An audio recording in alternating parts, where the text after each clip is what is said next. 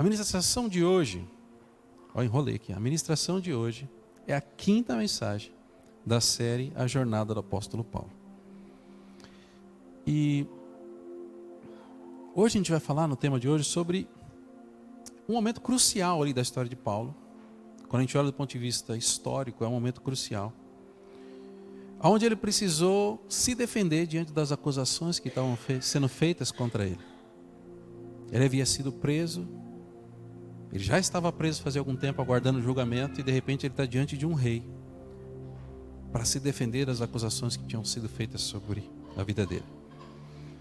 Mas o que é interessante é que nesse texto, e a gente vai ver um pouquinho mais ao longo da ministração, é que Paulo basicamente não se defendeu como um réu culpado se defenderia com alguém tentando provar a sua inocência.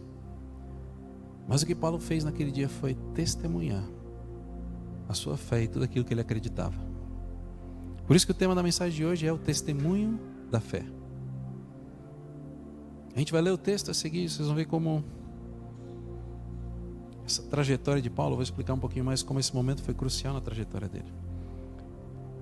Eu recomendo que vocês leiam depois o capítulo 26 inteiro de Atos, mas a gente vai ler só o início, que vai dar base para aquilo que a gente vai falar a seguir. Os versículos 1 e 2 dizem: Então Agripa disse a Paulo: Você tem permissão para falar em sua defesa. Paulo estendeu a mão e começou a sua defesa. Rei Agripa, considero-me feliz por poder apresentar hoje a minha defesa diante de ti, contra todas as acusações dos judeus. Assim começa esse evento, esse julgamento de Paulo, onde ele, diante do governador Félix e diante do rei Agripa, vai apresentar os seus argumentos contra todas as acusações que tinham sido feitas contra ele. Na minha opinião, aqui é a minha opinião pessoal, se você quiser conhecer quem foi realmente o apóstolo Paulo, nas suas próprias palavras e atitudes, você precisa olhar para esse texto de Atos 26. Olhar Atos 26 por completo. E você vai ver que as palavras que surgem da boca de Paulo para se defender, na verdade são testemunhos sobre a sua vida. Tudo aquilo que ele acredita, por que ele estava fazendo, por que ele agia da forma como ele fazia. É como se a gente descobrisse nesse texto a essência do apóstolo Paulo. Quem ele de fato era por dentro, na hora que ele está ali se defendendo ou testemunhando. É como se ele tivesse cheio do Espírito Santo, tivesse se derramando, colocando para fora todas as coisas que ele acreditava. E a gente não está falando aqui de um apóstolo Paulo como que a gente falou na semana passada, que tinha sido abandonado, que estava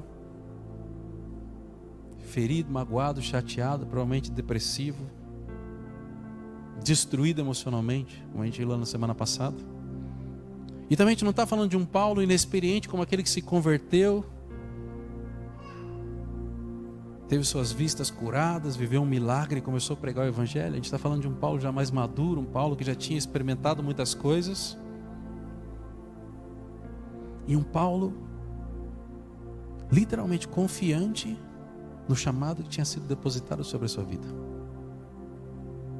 Como eu disse, não era um Paulo iniciante, também não era um Paulo já desgastado pelo seu ministério, mas era um Paulo confiante e certo do chamado que tinha sobre a sua vida. Antes de eu falar um pouquinho mais sobre isso, queria relembrá-los de como é que a gente chega nesse texto, todas as coisas que tinham acontecido, até que Paulo estivesse diante do rei Agripa. A primeira coisa que aconteceu foi Paulo receber um direcionamento do Espírito Santo para que ele fosse para Jerusalém. E ele comenta que ele recebeu, o Espírito Santo disse para ele que ele tinha que ir para Jerusalém e que futuramente, em seguida, ele iria para Roma. Então, ele falou: beleza, eu vou para Jerusalém, mas sabendo que o destino dele final era Roma. E aí ele chega em Jerusalém, pregando o evangelho, cumprindo seu ministério, e alguns dias depois, ele é acusado pelos judeus e preso injustamente. Levantaram falsas acusações e ele foi preso. Quando ele foi preso, ele foi levado pelos romanos, pelos judeus foram entregues aos romanos, e os romanos açoitaram Paulo. Aí Paulo se revela como cidadão romano. E aqueles romanos ficam preocupados, porque eles não podiam ter feito isso.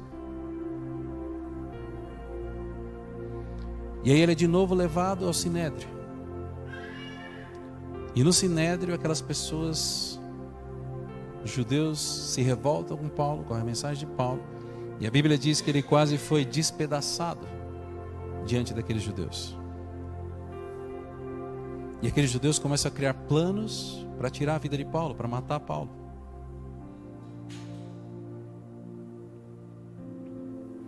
E quando esses planos começam a ser criados, Paulo é transferido para Cesareia, onde existia um governador chamado Félix.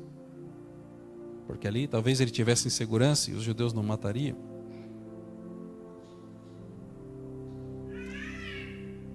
E Paulo fica preso sob a custódia de Félix por mais de 2 anos.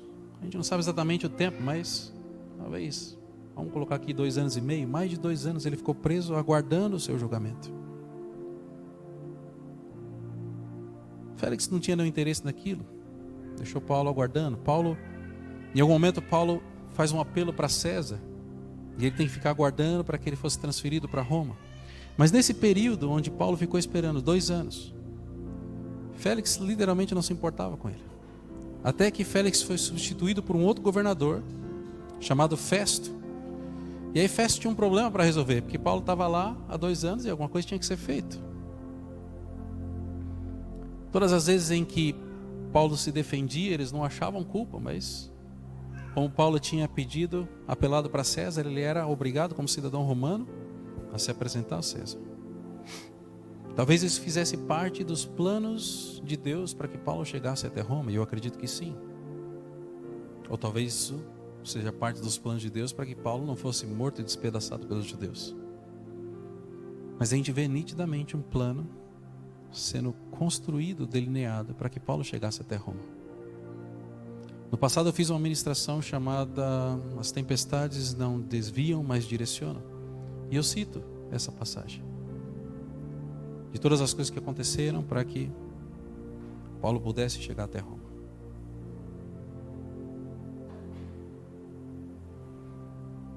Mas quando Paulo testemunha ali, faz os seus testemunhos para a festa, ele não encontra culpa.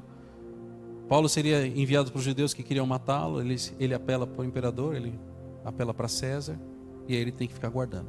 Nesse tempo, o rei Agripa vai visitar a festa. E o rei Agripa era como se fosse uma autoridade romana, mas que tinha todo o conhecimento da cultura judaica. Quando Paulo estava falando com os governadores romanos, eles conheciam a cultura romana, mas eles não conheciam nada da cultura judaica. Já o rei Agripa conhecia tanto a cultura romana quanto a cultura judaica.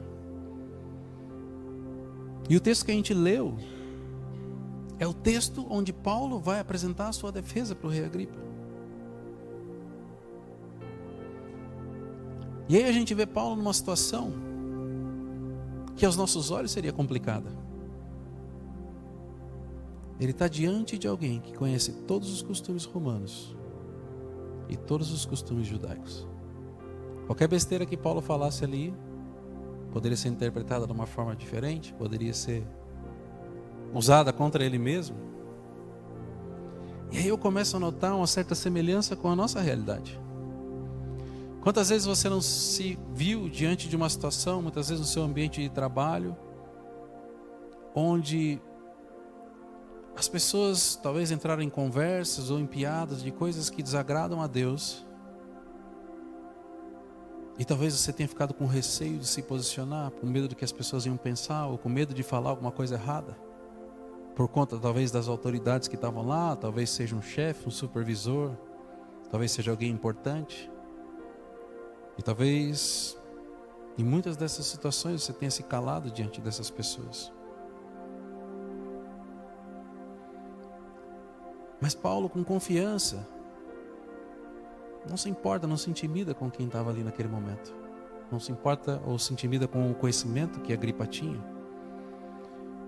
Mas ele usa esse momento não para falar de si mesmo e para se defender, mas para testemunhar e exercer o seu ministério, inclusive diante daquele rei que conhecia tudo sobre os romanos e os judeus. E a gente pode olhar nesse texto e aprender com Paulo um exemplo de confiança, autoridade e fé, de como a gente deveria testemunhar diante de todas as situações que permeiam o nosso caminho.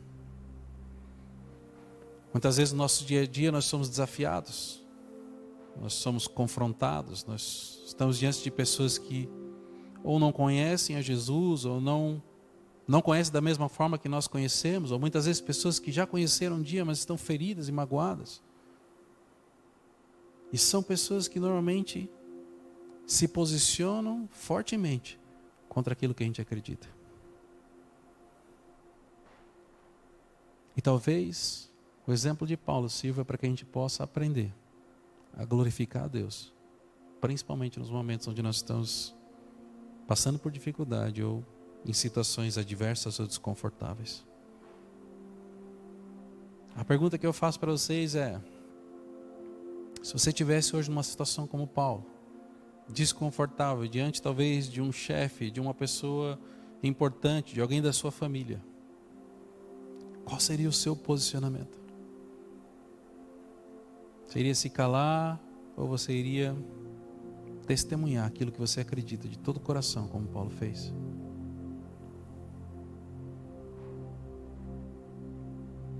Eu separei 3 características ou 3 pontos sobre aquilo que eu entendo que Paulo fez ao longo do seu discurso. Mas 3 características que eu acho que todo cristão deveria ter, que nós deveríamos ter e deveríamos aplicar no dia a dia. E o primeiro deles é coragem para testemunhar. Pensa que na situação de Paulo, talvez ele pudesse pensar assim: o que eu preciso falar para me livrar dessa? Não é assim que as pessoas fazem diante de um julgamento? Contrata o advogado, o que eu preciso falar? A Camila chacoalhou a cabeça ali, ó. O que eu preciso falar para me livrar dessa encrenca? A Camila é advogada, tá? Só para vocês saberem, que ela concordou. O que eu preciso falar para ser absolvido para o juiz? E aí, obviamente, tem direcionamentos. Tem o cara que faz a coisa errada e sabe o que falar e vai se safar na hora de lidar com o juiz. Mas talvez esse seja o comportamento natural. Estou diante de uma situação, deixa eu escolher bem as minhas palavras para não me complicar mais e para que eu tenha um desfecho positivo. Só que muitas vezes o desfecho positivo vem e não falar a verdade, ou não falar talvez aquilo que vocês acreditam, aquilo que talvez seja a sua essência, aquilo que está dentro de você. E às vezes omitir, você fala assim: não vou mentir, eu só vou omitir. Mas às vezes a omissão é tão pecado quanto fazer a coisa errada.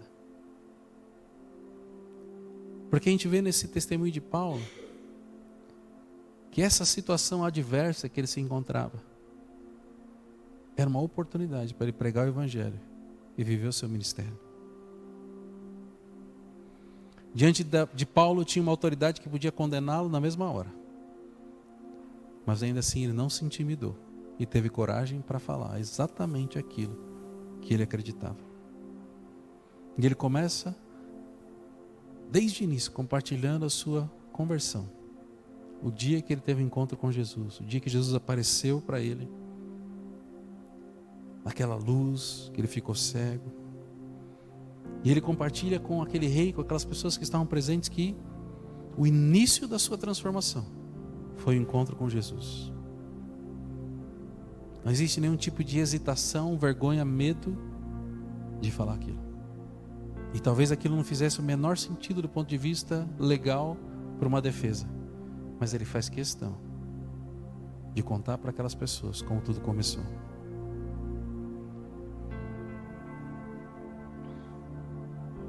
No versículo 13 ele diz: por volta do meio-dia, ó rei, estando eu a caminho, vi uma luz do céu, mais resplandecente que o sol, brilhando ao meu redor e dos que iam comigo. Paulo está compartilhando o momento em que ele teve um encontro com Jesus, com aquelas pessoas. Com certeza, se tivesse um advogado, ele falou: por que você está falando essas coisas aí? Não faz sentido nenhum. Mas eu entendo que o Espírito Santo estava o direcionando para aquilo. Para que ele fosse quem ele era, para que ele falasse aquilo que precisava ser falado. Em Atos capítulo 1, versículo 8 diz: mas receberão poder quando o Espírito Santo descer sobre vocês, e serão minhas testemunhas. A Bíblia diz que quando nós recebemos o Espírito Santo, recai sobre nós poder, recai sobre nós um auxiliador, que muitas vezes em situações onde nós não sabemos onde falar, ele vai nos instruir para aquilo que nós devemos fazer. E para mim esse testemunho de Paulo é um bom exemplo disso. Se Paulo estivesse fazendo isso de uma forma humana, se Paulo estivesse fazendo isso de uma forma para se safar daquela condenação, talvez ele teria escolhido todas as palavras, teria usado o conhecimento que ele tem da cultura romana para se defender. Mas eu entendo que tudo aquilo que ele fez foi direcionado pelo Espírito Santo para testemunhar aquilo que Jesus tinha feito na vida dele. A gente vai ver mais para frente que a reação dos dois era totalmente diferente. Festo falou assim: você está maluco, cara? Por que você está falando essas coisas aí? Você ficou doido? Está se confundindo com as palavras, estudando muito, se confundindo. Mas o rei Agripa fala assim: olha, por pouco você não me convenceu. Na verdade tem duas interpretações para isso. Uma linha acredita que ele fala assim: quase que você me converteu a virar cristão. E a outra é um tom mais sarcástico, dizendo: você está querendo me converter para virar cristão? Eu sempre acreditei que Paulo tinha, olhando esse texto, olhando a forma como Paulo falou, que a reação dele era algo como se ele tivesse sido tocado e dizendo para Paulo assim: quase que eu virei cristão depois desse testemunho.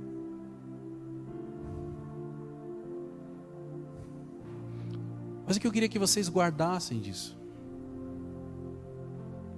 queria que vocês guardassem que todos nós temos um chamado de testemunhar sobre Jesus. Não existe cristão que crê em Jesus e guarda só para ele. Se você crê em Jesus e guarda só para você e não compartilha com ninguém, alguma coisa tem de errado. Porque nós temos um chamado de testemunhar. Graças a Deus que ninguém precisa ser preso aqui para testemunhar. A gente tem liberdade para fazer isso a qualquer momento.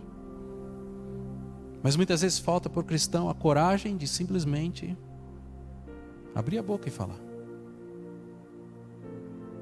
E eu sei que a coragem de Paulo veio do Espírito Santo, assim como a coragem que vai vir sobre você também é do Espírito Santo. Mas você precisa confiar que Ele vai te ajudar quando você tiver que falar.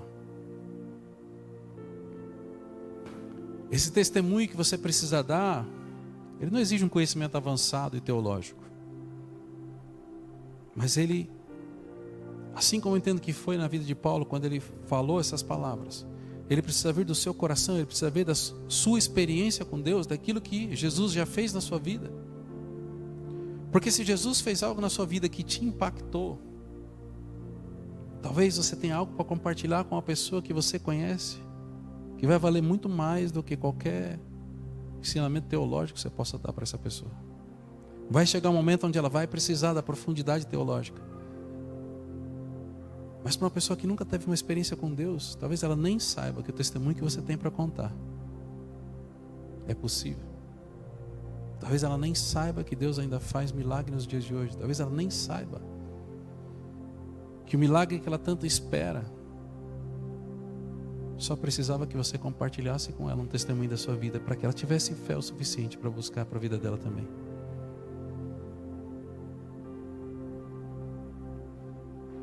E nós precisamos usar toda a oportunidade que nós temos para testemunhar aquilo que Jesus fez nas nossas vidas. Talvez seja na sua casa, talvez seja no seu trabalho, talvez seja numa reunião com amigos. Eu não sei. Essa situação de Paulo num julgamento talvez fosse o lugar menos propício para ele testemunhar. E talvez o que passa pela sua cabeça muitas vezes: poxa, aqui não é o lugar de testemunhar. Só que o que o texto mostra é que todo lugar é um lugar de testemunhar. Porque todo lugar tem pessoas que não conhecem Jesus e estão muitas vezes abertas para ouvir aquilo que você tem para compartilhar.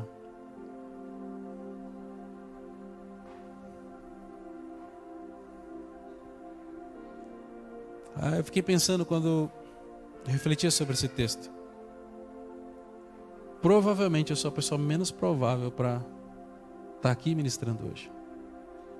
Por conta do quanto eu era tímido, quanto eu era fechado e quanto eu tinha dificuldade de conversar com as pessoas. Mas em algum momento Deus mudou isso, me fez confiar nele e aí eu comecei a fazer. E aí quando você começa e você vê que funciona, que não é um problema, que você não morre, que não é um bicho de 7 cabeças, você vai ficando mais confortável. Muitas vezes o primeiro passo é o mais difícil. E às vezes esse primeiro passo é tão difícil quanto aquele que Pedro deu para fora do barquinho, para andar sobre as águas. Parece uma coisa impossível, parece uma coisa extremamente difícil. Mas precisa de uma decisão e uma disposição de cada um de nós. Aquilo que as pessoas precisam muitas vezes parece irrisório para vocês. Isso daí ninguém quer saber. Mas muitas vezes aquilo que é o básico para você é o avançado que as pessoas precisam. Então eu tenho um desafio para vocês. Qual é a pessoa que vocês vão testemunhar alguma coisa para elas nessa semana? Não precisa ser uma dúzia de pessoas, não precisam ser muitas pessoas, mas talvez escolha uma pessoa. Coloque em prática, eu vou ajudar vocês. Escolha aquela que está mais fácil, que você tem um pouco de conforto para falar. Não precisa ser aquela mais carrancuda. Escolha aquela que está mais fácil. Que talvez ela esteja precisando disso. Eu não ia falar sobre isso, mas eu lembrei de uma vez que a gente tinha célula em casa em São Paulo, e a gente fazia muitas vezes uma série de mensagens. A gente falava assim, vamos fazer uma série de mensagens com oração, e a gente tinha que convidar uma pessoa. E aí a gente orava pedindo para Deus, Senhor, quem que é a pessoa que o Senhor quer que eu convide para participar com a gente aqui nessa série de 7 mensagens, 10 mensagens, cada uma tinha um tamanho. E eu me lembro uma vez que o Senhor me mostrou um senhor. Ele era sogro de um amigo meu, e toda a casa era convertida, todas as pessoas frequentavam a mesma igreja, menos ele. E esse senhor era como se ele odiasse cristão, odiasse crente. Muitas vezes por conta do testemunho das pessoas que moravam na sua casa, ele tinha aversão, ele não ia na igreja e ele brigava com todo mundo. Mas o Senhor me disse que era ele que eu tinha que convidar. Eu acho que era uma de 7 semanas, para aquelas 7 semanas. Obviamente eu fiquei com muito receio de ligar para ele, eu nem tinha contato com ele, tinha contato com a família, porque frequentava a mesma igreja, mas não tinha contato com ele. Eu lembro que eu orei, e aí eu falei para Fernanda, Fernanda, ora aí porque eu vou ter que ligar para ele e vou convidá-lo para participar disso daí.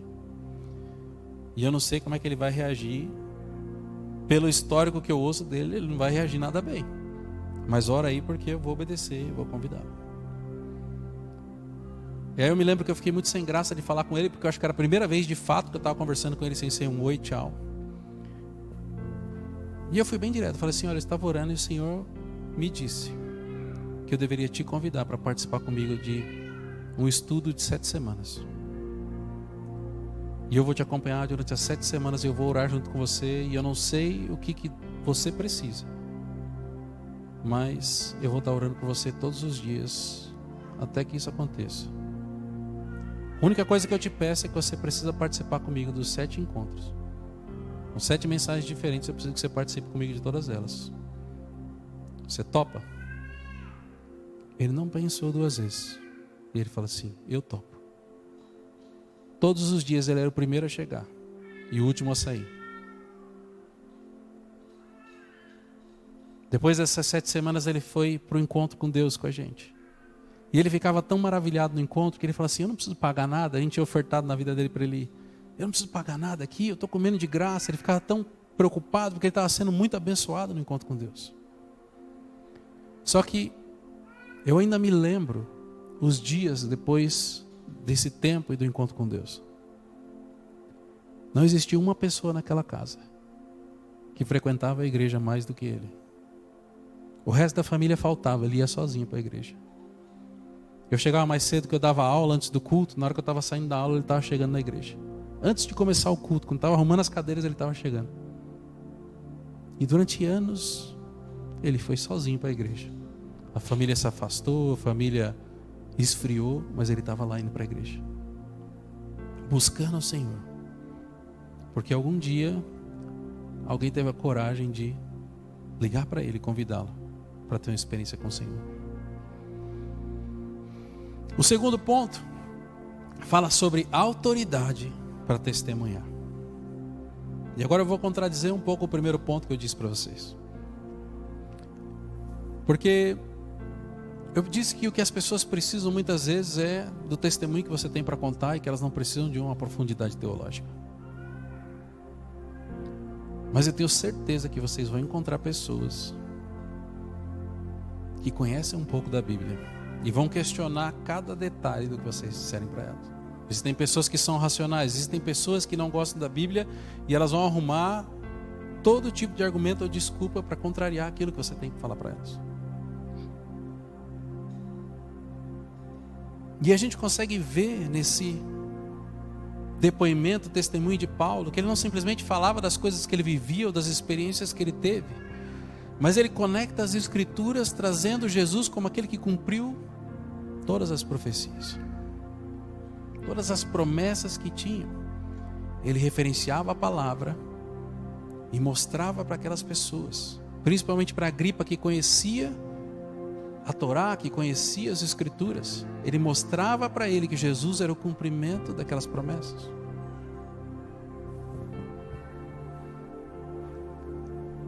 Mas além de ter a base na palavra e a autoridade que vem da palavra, o testemunho de Paulo era condizente com a vida que ele vivia. Porque não adianta eu ler a palavra e eu falar para as pessoas, pregar a palavra, mas o meu testemunho, as minhas atitudes não estão de acordo com aquilo. As pessoas precisam olhar para a nossa vida e falar assim: eu quero ser igual a essa pessoa. Olha como essa pessoa tem fé, olha como essa pessoa confia em Deus, olha as experiências que ela tem com Deus.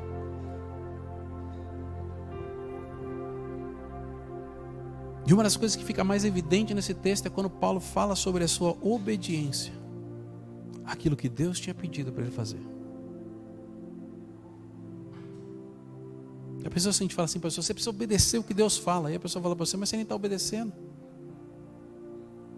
Então o nosso testemunho, aquilo que a gente apresenta como a nossa vida,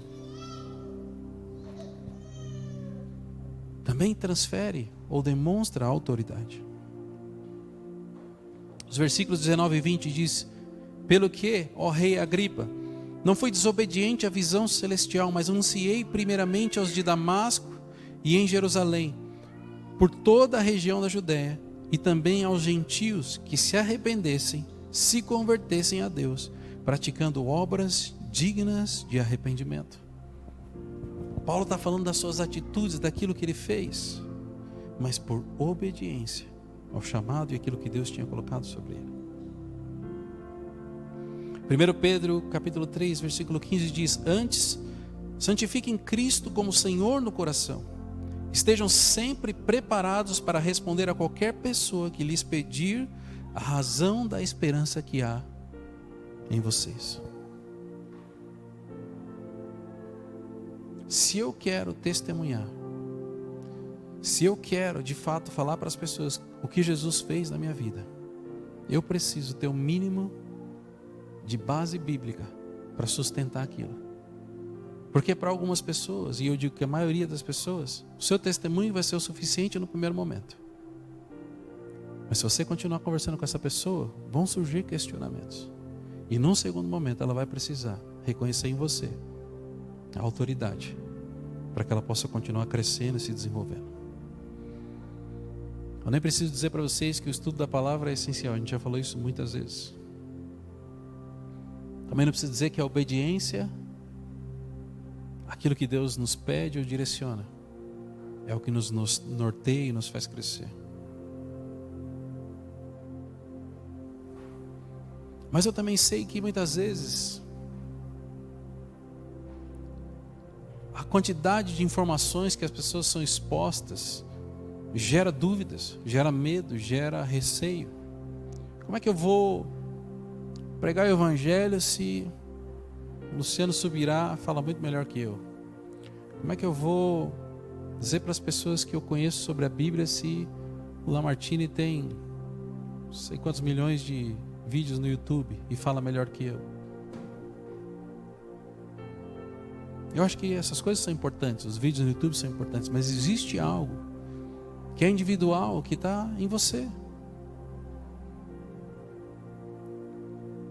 Quando eu fiz a ministração no último encontro, eu falei sobre isso. Eu falei que as pessoas tinham dificuldade, muitas vezes, em se posicionar e defender o Evangelho. E aí eu disse para eles que quando eu me converti, eu não sabia nada da Bíblia. Eu sabia que eu confiava em Jesus e que eu amava Jesus, mas eu estava começando a ler a Bíblia. Nem o Novo Testamento eu tinha lido ainda. Mas isso não me impedia de pregar o Evangelho para as pessoas. Primeiro, porque eu podia contar meu testemunho para elas. E segundo, porque eu aprendi uma variedade de 4 versículos bíblicos que falavam do plano de Deus para a salvação das pessoas. Quem tem papel e caneta aí pode anotar se quiser, hein? Senão depois eu mando. Mas se você não se sente preparado e você memorizar esses 4 versículos que eu vou falar para vocês, vocês vão já estar muito além de muitos cristãos. Infelizmente, muito além até de muitos pastores de hoje em dia. O primeiro versículo está em João 3,16. Se você pegasse a minha Bíblia de novo convertida, ela tinha um marcador exatamente na página onde estava João 3,16. João 3,16 apresenta o amor de Deus e oferta de salvação para as nossas vidas. Talvez seja o versículo mais conhecido de toda a Bíblia. A minha Biblinha de novo convertido tinha lá um marcadorzinho pretinho naquela página. E aí do lado de João 3,16 ela tinha uma anotação. Ela tinha assim um quadradinho dizendo 1 e uma setinha dizendo o próximo versículo é Romanos 3,23. Romanos 3,23 apresenta a realidade do homem e a condição do homem de pecador. Do lado de Romanos 3,23 tinha uma setinha que levava para Romanos 6,23. E Romanos 6,23 apresenta não só a consequência do pecado sobre as nossas vidas, mas a promessa de vida eterna da parte de Deus. E do lado de Romanos 6,23 eu tinha o último versículo, que era Romanos capítulo 5, versículo 8, que apresenta o sacrifício de Cristo como demonstração do amor de Deus, quando ainda éramos pecadores. 4 versículos que eu apresentava para as pessoas, e eu sabia explicar eles de uma forma muito superficial. Só que para a maioria das pessoas que eu li esses 4 versículos, talvez eu fosse o Billy Graham da vida delas, porque elas não sabiam nem o João 3,16. Quantas pessoas tem ao seu redor que nunca pararam para ler ou compreender João 3,16? Talvez elas tenham ouvido, mas talvez nunca sentou do lado delas alguém para explicar que ele tem um contexto, que ele tem um sentido de uma história, de um plano de Deus, que se aplica não só para as nossas vidas, mas para a vida dela também.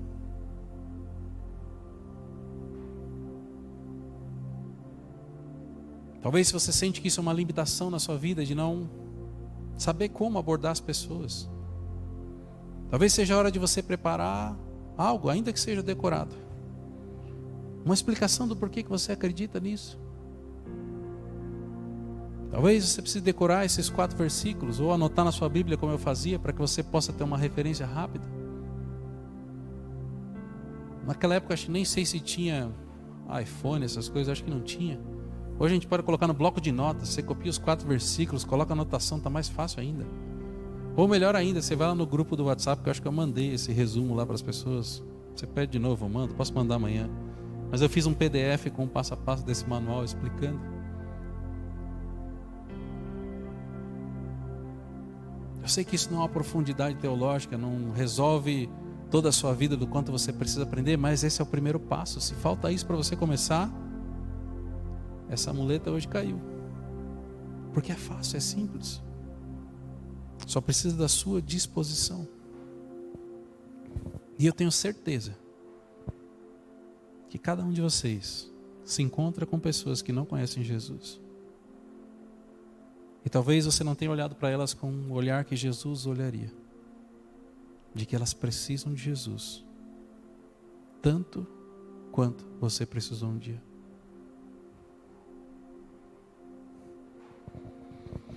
Então fica para vocês o desafio prático para essa semana. Decora os 4 versículos. Cria um plano na sua cabeça de quando assim, olha, se surgir alguém no meu caminho, eu vou tentar. Esse é o meu plano. Se não der certo, eu ajusto ele no futuro. Mas começa com o que você tem. Depois você vai melhorando. E o terceiro ponto é que você precisa de fé para testemunhar. Quando a gente olha a ênfase de Paulo em todo aquilo que ele estava falando, que provavelmente não fazia sentido para a maioria das pessoas. Paulo não só fala como Jesus encontrou ele, todas as coisas que eles estavam fazendo, mas Paulo começa a dizer qual era a fé ou a esperança que ele tinha daquilo que estava por vir. A ressurreição de Cristo, o encontro com Cristo. E a promessa que ele tinha de se encontrar com Cristo no futuro. Ele mostra que ele confia totalmente em Deus, nos planos de Deus, na vontade de Deus, ainda que ele tenha sofrido rejeição, perseguição, ainda que ele esteja numa situação difícil, a mensagem que ele passa é de alguém que confia totalmente no Senhor e naquilo que está por vir. Ele mostra para aquelas pessoas que a fé que ele tem foi o que sustentou ele como cristão, principalmente em momentos de incerteza e de oposição. Os versículos 22 e 23 ele diz: nada digo além do que os profetas e Moisés disseram que haveria de acontecer, que o Cristo haveria de sofrer e, sendo o primeiro a ressuscitar dentre os mortos, proclamaria luz tanto ao seu próprio povo como aos gentios.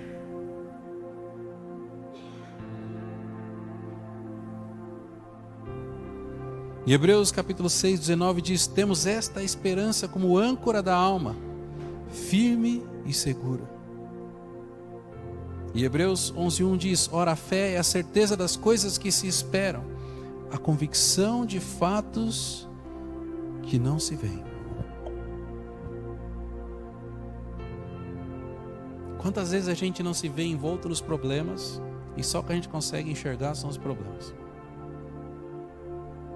Se a gente estivesse no contexto de Paulo, com essa nossa visão, a gente olharia: poxa, eu vou ser preso, olha aqui o cara na minha frente. E a gente não conseguiria olhar com um olhar de fé para o futuro, para o cumprimento das promessas, para aquilo que Deus tem para as nossas vidas. Só que para que a gente possa fazer isso, a gente precisa exercer a nossa fé. Será que existe um cristão que não tem fé? Será que existe alguém que ama Cristo e não tem fé? Eu lembrei agora que existe o crente bully, crente de pouca fé. Uma das características de um cristão saudável é a fé. Como é que a gente vai crer que Deus existe se a gente não tiver fé? Acontece que muitas vezes, em meio a tantas informações, a gente tem fé em algumas coisas e não tem fé em outras. Vou dar um exemplo para vocês. Eu tenho fé o suficiente de que eu posso orar por qualquer pessoa e ela vai ser curada. Alguém tem fé assim parecida? Se aparecer um doente na minha frente, eu vou orar e eu tenho fé que ele vai ser curado. Agora, eu não tenho a mesma fé se eu estiver doente. Por que isso? Não sei dizer. Aí eu não sou o crente bully, mas aí eu sou o crente 6 horas. Vai ter que ser os 6 horas por mim. Alguém tem que orar por mim. Não sei por quê. A Fernanda falou isso para mim um dia. Ela falou assim: por que você tem fé de orar por todo mundo, mas na hora de orar por você mesmo, você não ora por você mesmo? Eu falei: não sei explicar. É diferente. Só que da mesma forma que eu tenho fé para algumas coisas e não tenho para outras, muitas vezes vocês também têm. E às vezes os problemas são diferentes. Às vezes você passou por uma batalha, uma situação financeira terrível, Deus fez um milagre. Então se você passar pela mesma batalha de novo, você fala assim: isso daqui eu vou tirar de letra, porque eu sei que Deus faz milagre na área financeira. Às vezes você passou por uma enfermidade, Deus fez um milagre, e você fala assim: agora eu posso passar por enfermidade, quanto for que Deus faz milagre, eu acredito nisso. Mas aí você não acredita na financeira, porque você não passou por aquilo. Eu confesso para vocês que eu não sei como resolve isso. Mas parece que está na natureza do ser humano ter mais fé para algumas coisas e menos fé para as outras coisas. Só que você não vai encontrar na Bíblia uma definição de fé que tenha parcialidade. Paulo não fala assim, vamos buscar o dom da fé nas finanças, o dom da fé na saúde. Às vezes eu me questiono se eu tenho fé de verdade, porque a fé deveria ser uma fé para todas as coisas. E não só para uma coisa ou outra, para uma experiência que você já viveu. Porque a sua fé demonstra a sua confiança em Deus. Diante das adversidades, diante de qualquer coisa, você deveria ter o mesmo tipo de fé. Vamos pensar aqui talvez nos maiores problemas do nosso dia hoje. Se a gente tiver fé em relação às finanças, e fé em relação, sei lá, à criação dos filhos, fé em relação a relacionamentos, fé em relação à saúde. E a gente está arrebentando com essa fé. Aí de repente a gente cai numa situação igual a Daniel. E é jogado numa cova cheia de leão. A gente vai pensar assim, poxa, eu deveria ter treinado um pouco mais essa fé contra animais aqui, porque eu não tenho fé contra animais. Eu não sei vocês, mas se me jogasse na cova de leão, eu ia ficar com medo. Com certeza a minha fé não estava preparada para aquilo. Só que Daniel é o oposto. Porque ele também não estava preparado para aquilo. Quem é que tinha sido jogado na cova do leão até aquele momento? Quem é que imaginava que ele ia ser jogado na cova do leão? Ele nunca tinha passado por aquilo. Mas quando a gente olha a fé que aquele homem tinha, é como se ele tivesse preparado para qualquer coisa. Assim como Paulo estava.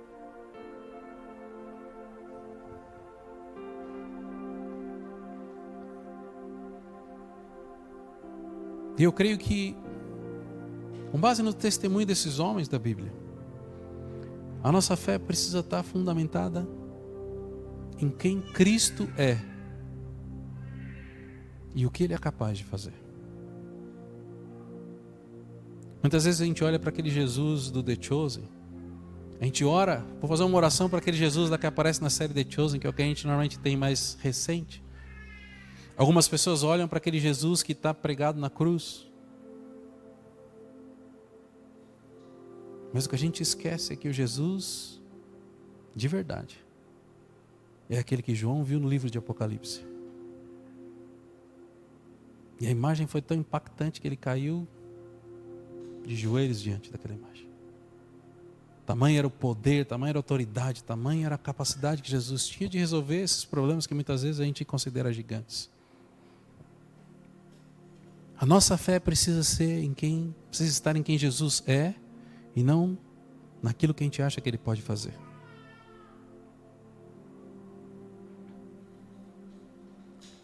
E se a nossa fé estiver resolvida, se a gente realmente confia em Cristo, em quem Ele é, a nossa vida precisa ser uma vida de testemunhar aquilo que a gente acredita. E talvez seja um ato de fé para vocês, ou para alguns de vocês, testemunhar aquilo que vocês acreditam. Talvez surjam muitos pensamentos do tipo, se eu falar e a pessoa não gostar, e se eu falar se a pessoa se ofender. Talvez precise de fé para romper com isso. Mas é a fé e a esperança em Cristo que nos motiva a continuar tentando, a continuar caminhando.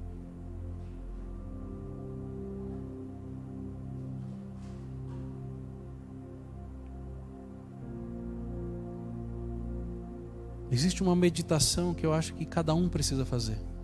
Cada um precisa olhar para si e buscar de si entender o porquê, qual a dificuldade em compartilhar aquilo que já se viveu.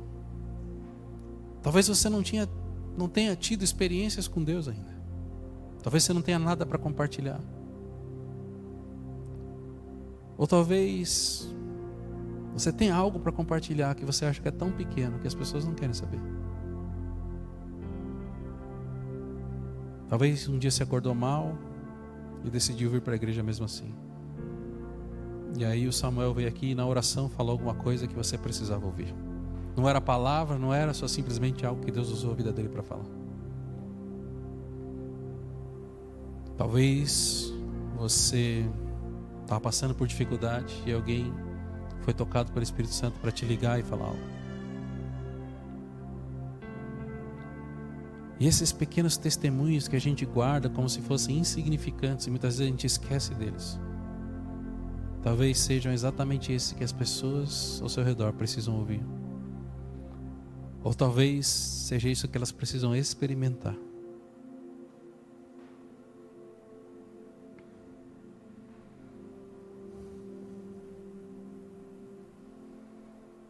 Sabe, eu me lembro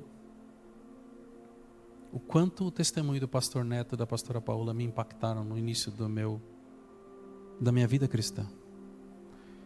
Eu não tinha ideia do que era milagre ainda, eu era muito novo convertido. A gente fez até a conta para trás de quando o Neto foi internado, quando ele teve problema. E eu acho que foi assim, no mesmo mês que eu me converti, eu devia ter uma semana na igreja, 2 no máximo, e ele foi internado. Eu estava aprendendo o que era fé, o que eram essas coisas. E de repente eu vejo o pastor Neto deitado numa cama, desenganado pelos médicos. E aí o testemunho eu falo que nem foi muito dele, porque ele estava, sei lá se estava em coma, alguma coisa assim, mas ele estava mal, né? Mas aí eu ouço um outro tipo de testemunho. Um testemunho que a esposa dele disse que o Senhor podia reverter a situação. E que o Senhor podia desfazer tudo aquilo que os médicos tinham dito. E que ela não ia desistir até que o Senhor fizesse. Acho que quando você é novo convertido, você aceita as coisas sem questionar. E eu falei, como é que pode isso? Que negócio tremendo. E no meu coração eu sabia que Deus ia fazer. Porque talvez eu não tivesse calejado, nunca tivesse experimentado aquilo. E como aquelas pessoas tinham autoridade sobre mim, eu falei, eu acredito nisso. E eu acredito que ele vai ser curado. E eu me lembro quanto esse testemunho foi impactante na minha vida. Não a cura do pastor Neto e ver ele bem depois. Algum tempo depois ele tocou no nosso casamento. Ele tocou o teclado no nosso casamento, que ele já estava recuperado. Mas o que me marcou foi a postura de fé da esposa dele. De alguém que não desistiu e principalmente de alguém que tinha um relacionamento tão íntimo com o Senhor, para saber que a despeito das adversidades, aquele impossível ainda seria possível. Aos olhos dos médicos, eu acho que o diagnóstico era assim: se ele sobreviver, ele vai ficar paralisado metade do corpo. De um lado não vai funcionar. Se ele sobreviver, era o diagnóstico do médico. Mas do lado daquele leito tinha uma esposa que orava, que confiava. E talvez esse tenha sido um dos testemunhos mais impactantes que eu experimentei na minha vida, ou que eu vivi. Principalmente porque provavelmente foi o primeiro. Mas o que eu queria que vocês lembrassem e guardassem como desafio. Medite nesses textos que a gente leu ao longo da semana. Hebreus 6:19, Hebreus 11:1, que falam sobre a fé e sobre a esperança em Cristo. Porque ninguém quer ouvir um testemunho de alguém que não tem fé. Ninguém quer ouvir um testemunho de alguém que simplesmente leu um livro e repetiu aquilo que estava no livro. As pessoas precisam acreditar naquilo que você acredita e não naquilo que você fala. E a sua fé é aquilo que vai impactar essas pessoas. Eu lembrei agora de uma situação histórica que até hoje eu me pergunto como aquilo foi possível. Vocês conhecem um pregador, um ativista, sei lá como é que chamava, chamado Martin Luther King. E existe um discurso que ele fez, que ele falava assim: I have a dream, eu tenho um sonho, que foi um dos mais marcantes da história dele. E nos dias de hoje, fazer esse discurso seria muito fácil. Você faz o discurso, grava no YouTube, faz uma live, era muito fácil. Mas na época não tinha nada disso. Se eu não me engano, eu não lembro agora, ele encheu uma praça com 150 mil pessoas, 115, alguma coisa, entre 100 e 150 mil pessoas numa praça, para fazer esse discurso. Só que não tinha e-mail, não tinha internet, não tinha redes sociais. Como é que você chama 150 mil pessoas para ir para um lugar, para ouvir algo que você tem para falar? Olha, mesmo com todos os recursos que a gente tem, às vezes é difícil de colocar 70 aqui na igreja. Como é que você coloca 150 mil pessoas para ouvir um discurso? E uma vez eu vi uma pessoa falando sobre isso. As 150 mil pessoas não foram lá para ouvir o que ele tinha que falar. Mas elas foram lá porque elas acreditavam naquilo que eles acreditavam. Não era sobre ele ou sobre aquilo que ele está falando, mas era sobre aquilo que elas acreditavam. Elas estavam lá sobre elas por causa delas e não por causa dele. Quando você compartilhar aquilo que você acredita,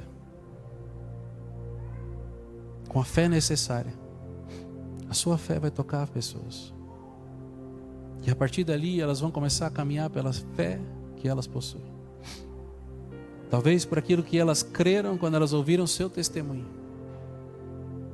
Mas algo dentro delas vai nascer. Assim como foi aquele testemunho da pastora Paola, que eu nunca tinha ouvido antes. Mas imediatamente a minha fé foi fortalecida.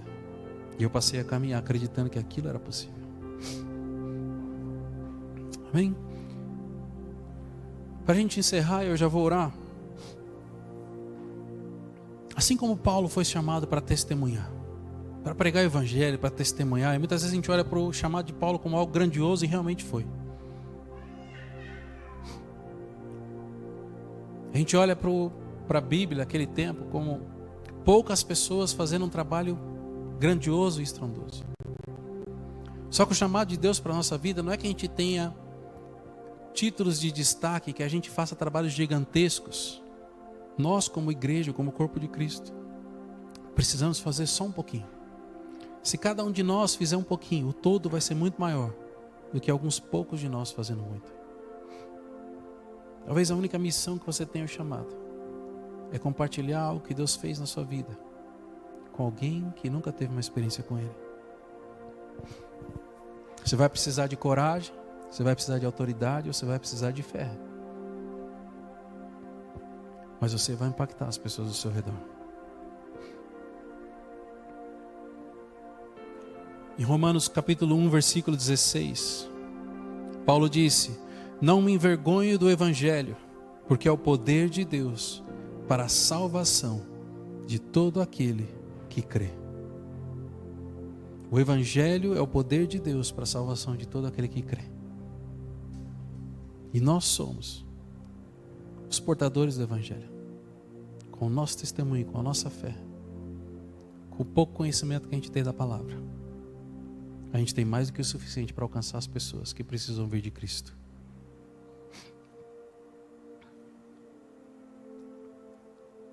Talvez o que vocês precisam nessa semana é simplesmente se entregar para esse chamado que Deus tem para a sua vida. Deus já colocou pessoas que precisam vir do seu testemunho. E essas pessoas precisam vir da sua boca e não da minha. Ora, pergunta para o Senhor quais são as pessoas que Ele colocou no seu caminho que precisam ouvir dEle.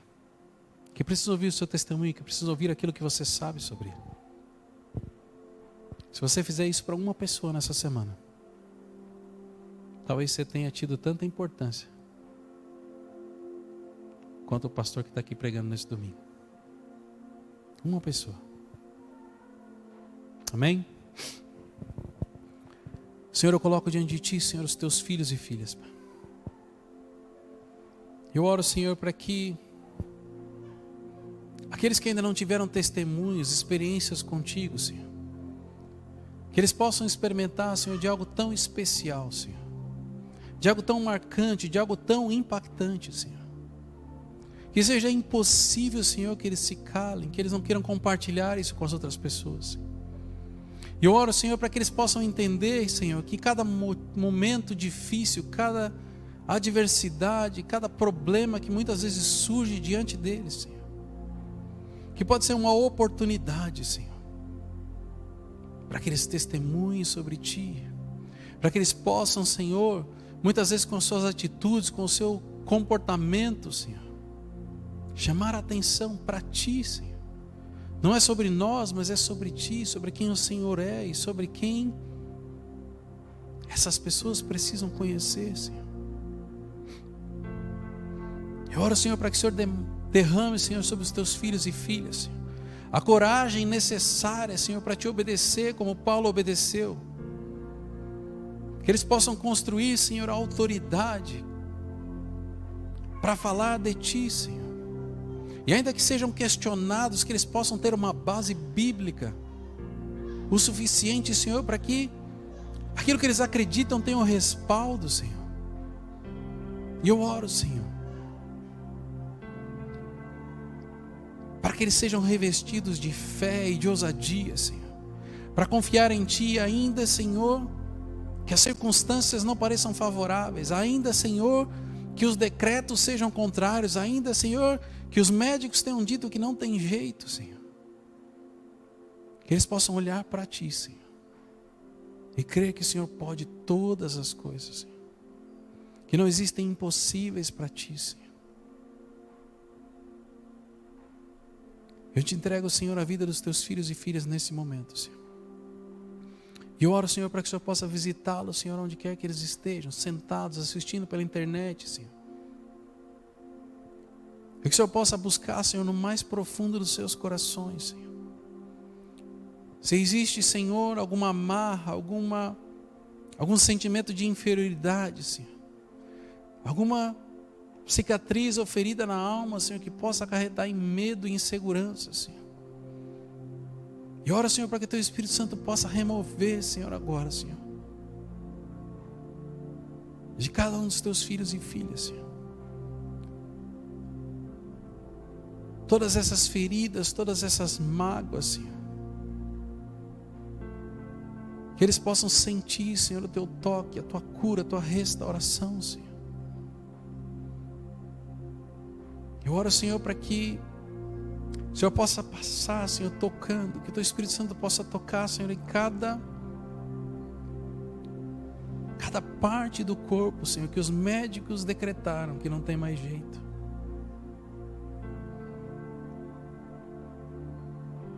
Eu oro, Senhor, para que nós possamos ser como a pastora Paula, Senhor, que diante do decreto dos médicos, nós possamos confiar que o Senhor ainda faz milagres. Que nós possamos confiar, Senhor, que os médicos sabem muito, mas o Senhor é quem dá a última palavra. E eu oro, Senhor, para que haja, Senhor, um mover de cura nesse momento, Senhor. Eu não sei quais são as pessoas que precisam, Senhor, do Teu toque, Senhor. Mas que o Senhor possa passar, Senhor, curando e restaurando, Senhor. Tudo aquilo que um dia recebeu, Senhor, o decreto de que não tem mais jeito, de que ainda que volte a funcionar vai ter sequelas, e nós refutamos, Senhor, toda a palavra contrária e declaramos caindo por terra agora em nome de Jesus, Senhor. E nós declaramos, Senhor, a cura, a restauração, vida, Senhor, sobre cada um desses corpos físicos, Senhor. Senhor, em nome de Jesus, Senhor, nós cremos em Ti, Senhor, nós confiamos em Ti, Senhor. Nós não olhamos, Senhor, para as circunstâncias e nós não confiamos, Senhor, em ninguém além de Ti, Senhor. Faz, Senhor, a Tua obra, Senhor, no Teu meio, os Teus filhos e filhas, Senhor. O Senhor conhece, Senhor, os corações, o Senhor sabe por que eles têm clamado, Senhor. O Senhor sabe o que tem tirado a paz. O Senhor sabe, Senhor, o que tem trazido preocupação, Senhor, em relação à saúde, Senhor. Eu oro, Senhor, para que tudo aquilo que foi decretado contra a saúde dos Seus filhos e filhas seja um grande testemunho, Senhor, que vai ser construído nas suas vidas. Em nome de Jesus, Senhor. Em nome de Jesus, Pai.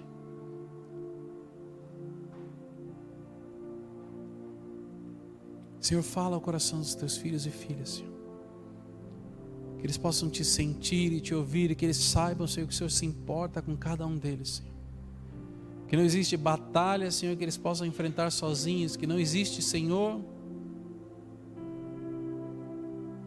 tempo de espera onde o Senhor não está presente, onde o Senhor não está cuidando de cada detalhe, Senhor. Constrói, Senhor, grandes testemunhos, Senhor, naquilo que parecia a derrota, naquilo que parecia a humilhação, Senhor.